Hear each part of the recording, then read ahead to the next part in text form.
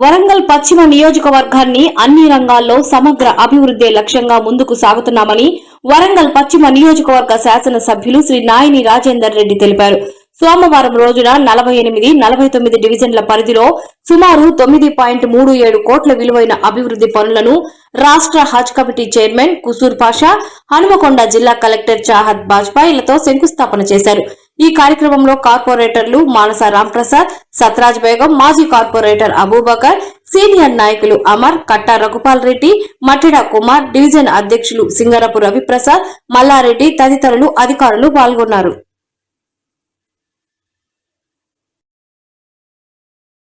కాబట్టి వారు ఎప్పుడు నిర్లక్ష్యానికి గురైంది. మరి అక్కడ ఉన్నటువంటి కొన్ని రోడ్ల సమస్యలు, కొన్ని ఏళ్లకి పేరుకపోయినటువంటి సమస్యలను కూడా పెద్దలు కుసూర్ పాషా గారు ఆ రోడ్డు శ్మశాన వాటికకి కానివ్వండి, కొన్ని చిన్న చిన్న సమస్యలున్న వాటన్నిటికీ ఏళ్లకేళ్ళున్న పెండింగ్ ఉన్న వాటికి కానివ్వండి, అన్నిటికీ కూడా పరిష్కార మార్గం వారు పెద్ద మనసు చేసుకొని వారు పరిష్కార మార్గం చూపించారు. ఇవాళ మేము అడగటం వల్ల అడగగానే తప్పకుండా మా యొక్క కాలనీకి మేము గతంలో కూడా ఎన్నో ల్యాండ్స్ చేశాం. మేము ఇప్పుడు దీన్ని కూడా మీరు అడిగిన దానికి మేము ఇచ్చేస్తామని చెప్పడం జరిగింది. మరియు ఈ బ్రిడ్జ్ ట్రాక్ ఎంబడి ఉన్న లైన్ కూడా మీరు చూడండి, అటు సుమారు ఒక 500 ఇండ్లు ఉన్నాయి. అది ఎప్పటికేలో 2009కి చూపించడం జరిగింది, మాట్లాడడం జరిగింది, సర్వే చేసి త్వరలోనే దానికి కూడా పరిష్కార మార్గం చూడబోతున్నాం.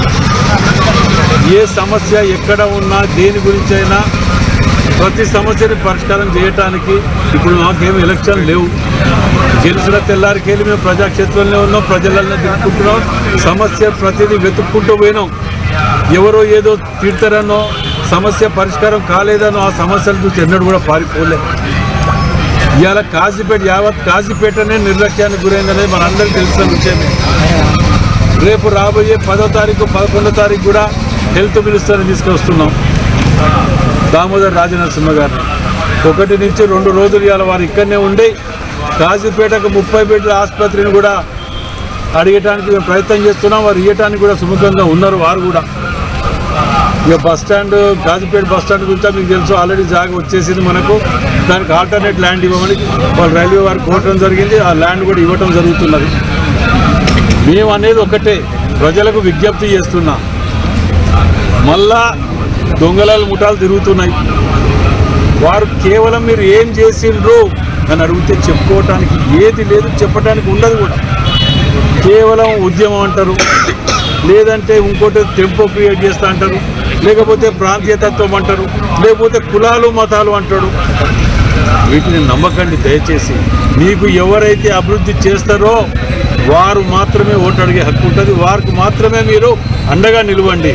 మరి ఈ అభివృద్ధిలో బాధ్యత కూడా ప్రతి ఒక్క పౌరునిపై ఉంటుంది మనవి చేస్తూ, మరి పెద్దలు ఇవాళ కుసూర్ పాషా గారు సహకరించినటువంటి దీనికి వారికి ప్రత్యేకంగా ధన్యవాదాలు తెలుపుతున్నా.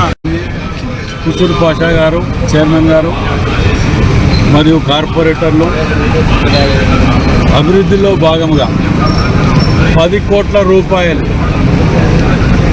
ఎక్కడో కొబ్బరికాయ కొట్టి శంకుస్థాపన చేసి పోయేటి కాదు. ఈ కోట్లల్లో మేము గతంలో చెప్పినట్టు ముచ్చట్లు చెప్పేది కాదు.